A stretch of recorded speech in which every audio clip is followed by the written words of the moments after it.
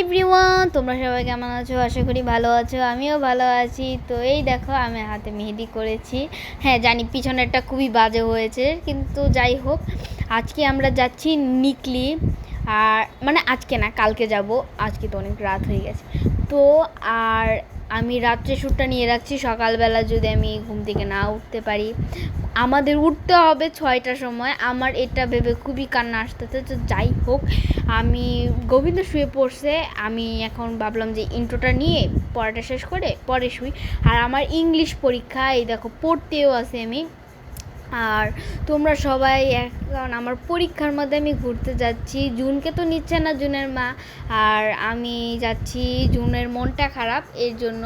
তো যাই হোক, তোমরা দেখতে থাকো আর সঙ্গে থাকো। আর মার ফুল টিম যাচ্ছে এবার এই ট্রিপটাতে। এই দেখো বই নিয়ে পড়তেছি, আর ইংরেজি আমি তো এবার 6-এ পড়তেছি। তো যাই হোক, তোমরা আমার জন্য দোয়া করবা। তো যাই হোক, এই দেখো আমি আর গোবিন্দ সকালবেলা উঠে একটা ক্লিপ নিয়েছিলাম, এটাই দেখিয়ে দিলাম। আমার চোখ ফুলে গেছে একদম, রাত্রে ঘুম না হলে যা হয়। এই দেখো আমি রেডি হয়ে গেছি, আর আমায় কেমন লাগছে অবশ্যই কমেন্টে জানাও। আর এই দেখো গোবিন্দ রেডি হয়েও তার ঘুম পাইছে, এর জন্য সে শুয়ে রয়েছে। আর এই দেখো আমি এখানে রেডি টেডি হয়ে বসে আছি, মা রেডি হচ্ছে, আন্টিরা ওদিক দিয়ে রেডি হচ্ছে, আর আমি এখানে বসে বসে শর্ট করার চিন্তায় আছি, বাট শর্ট করতে পারবো না কি জানি না। তো যাই হোক, দেখতে থাকো আর সঙ্গে থাকো। আর আজকে কিন্তু অনেক ইন্টারেস্টিং আমরা জিনিস করতে পারি। তো যাই হোক, যদি ইন্টারেস্টিং কোনো জিনিস করি তোমাদের দেখাবোই। আর এখন যা দেখা হচ্ছে ওইখানে যে, তো এই দেখো গোবিন্দ আর রিতমকে নিয়ে আমি চলে এসেছি। গোবিন্দ আর রিতম এসে পড়েছে। রিতম আমাকে ডাক দিতে আসছিলো, মনিকা দিদি তুমি আসো। আর এই দেখো আমি অটোতে উঠে গেছি, আর এখানে আমার সাথে আঙ্কেল বসেছিল। আর এই দেখো মিঠামনের একটা জায়গায় গেছিলাম, প্লেসে গেছিলাম, তো মানে আঙ্কেলের অফিসে গেছিলাম এর জন্য। আর এই দেখো কত জল, আসলে অনেক জল। আর এখানে একটা ছোটো বাচ্চা, মানে প্রীতম, ও রিতমের ভাই, ও করতেছিল। আর এই দেখো কত বোর্ড, অসংখ্য বোর্ড, যা দেখলে তোমরা মানে কোনটার থেকে কোনটা উঠবে, সব মানুষ টেনে টেনে নিয়ে যাচ্ছিলো ওঠানোর জন্য। তো এই দেখো আমি এসে পড়েছি, আর বোর্ডে কি, আর নীল কান্না করতেছে, ও জলে উঠবে না, নামবে না। আর এই দেখো বাবা একটা ক্লিপ নিয়ে রাখছিলো, আমি ওখানে ছবি তুলতেছিলাম, এর জন্য বাবা এই ক্লিপটা নিয়ে রেখেছিলো, দিয়ে দিলাম। এত আন্টিরা ছিল যে, এইবার আমরা অনেক মজা করছি। তো তোমরা দেখতে থাকো আর সঙ্গে থাকো। আর এখানে কিন্তু অনেক জল ছিল, আমি চিপস খাচ্ছিলাম। আর ওইখানে আমি মানে আমার স্যার, পলাশ স্যার, সে ছবি তুলতেছিল, আর এরপরে আমি তুলবো এর জন্য। আর এখানে সবাই বসেছিল। আর এই দেখো আমার বাবাকে দেখতে আমি যখন বাবার এই ভিডিওটা দেখছি আমি হাইসে দিয়েছি একদম। তো যাই হোক, দেখতে থাকো। আর এই দেখো আমি এখন ছবি তুলবো, আর আমি ফোনটা হাতে পেয়েছি, এত বাতাস ছিল। আর এই যে ছোট্ট পোলাপান কাচরা কুচরা, নীল তো এতক্ষণ ভয় পাচ্ছিল, বাট নীলের ভয়টা এখন কমে গেছে এর জন্য।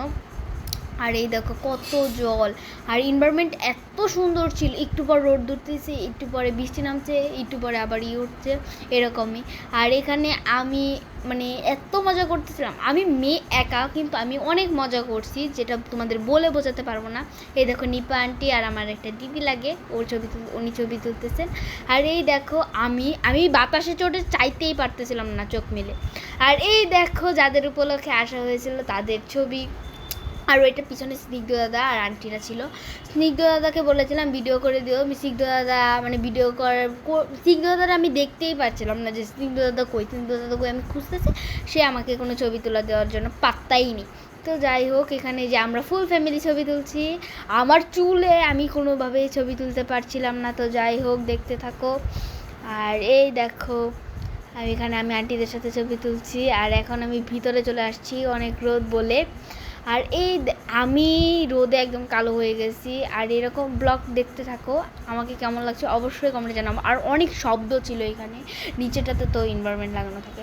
আর এই দেখো জানলার ভেতর দিয়েও আমরা অনেক কিছু দেখতে পাচ্ছিলাম। আমি তো জল ধরছি, ওটার ভিডিও তো নেওয়াই হয় নাই।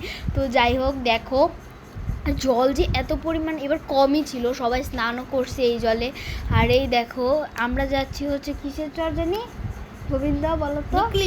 না, কিসের চর জানি গেলাম, ছাতির চর গিয়েছিলাম আর কি, এর জন্য ওই যে ছাতির চর এসেও পড়েছি, সামনে দেখাই যাচ্ছে। আর এই দেখো কত কত মজা করেছি আমরা, অবশ্যই কমেন্টে জানাও। আর এই দেখো আমরা সাথীর চর এসে পড়েছি।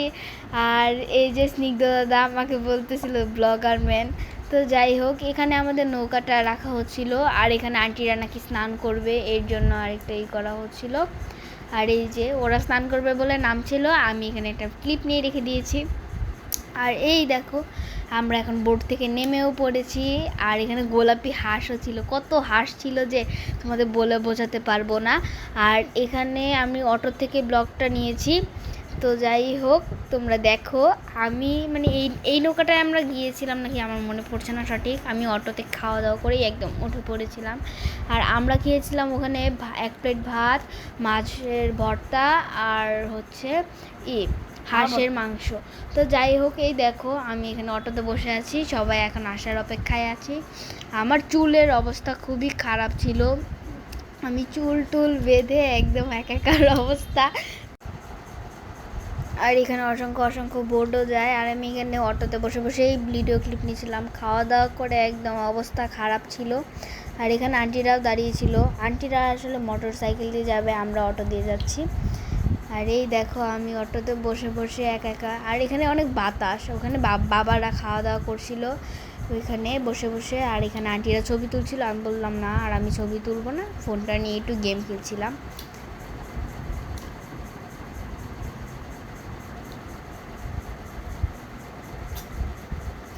তো গাইজ আজকের ব্লগটা এই পর্যন্তই। আর আমি বাসায় এসে আমার মুখ টুক একদম লাল হয়ে গেছিলো, আমি তো কালোই হয়ে গেছি।